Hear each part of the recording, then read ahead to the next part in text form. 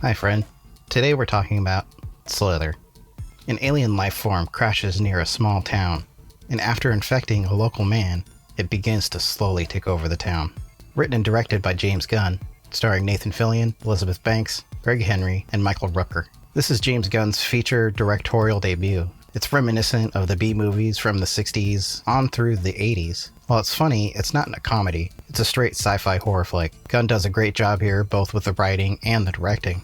He came from writing and starring in Troma's Romeo and Juliet, as well as writing 2004's Dawn of the Dead remake, and here he brings his love for the horror genre. It's an alien movie mixed with a zombie movie and a monster movie. Nathan Fillion kills it in both the serious and the humor, much as he did in Firefly, and here he plays Police Chief Bill Party. Elizabeth Banks is great here as well, playing the young schoolteacher Starla Grant. Chief Party carries a torch for her, but she's married to Rooker's Grant, who is definitely the highlight of the film. You can see that in everything that he's in, like Henry, Portrait of a Serial Killer, and The Walking Dead. Here he plays the perfect villain against Fillion's hero.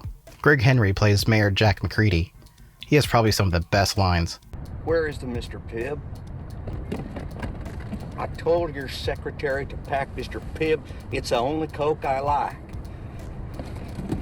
He's over the top, but it's just the right amount. Even the supporting cast brings the movie from a silly B-movie to a grade A creepy horror. Don Thompson, Jenna Fisher, and Haig Sutherland are great. The CG effects for the most part are a little dated, but the acting and the writing are done so well it's easy to look past.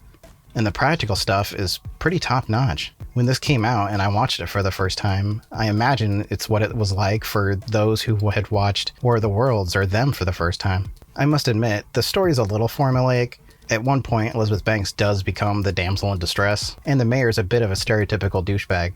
In the end, though, it doesn't matter. The way they pull everything together, it ended up being very entertaining. While there is quite a bit of gore, Gunn doesn't overly focus on it. Yeah, it's gross at times, but it doesn't become unbearable. Honestly, I remember it being a lot worse when I first saw it. Overall, I think it's one of Gunn's best films. I mean, it is what it is, a goofy sci-fi horror that is front to back a great time. Even though I said it's a little formulaic, it was still well written. And I think all the characters are likable, even when they're not meant to be likable, and they all seem like real people.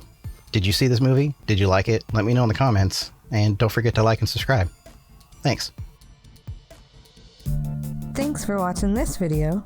If you liked it, check out one of these videos.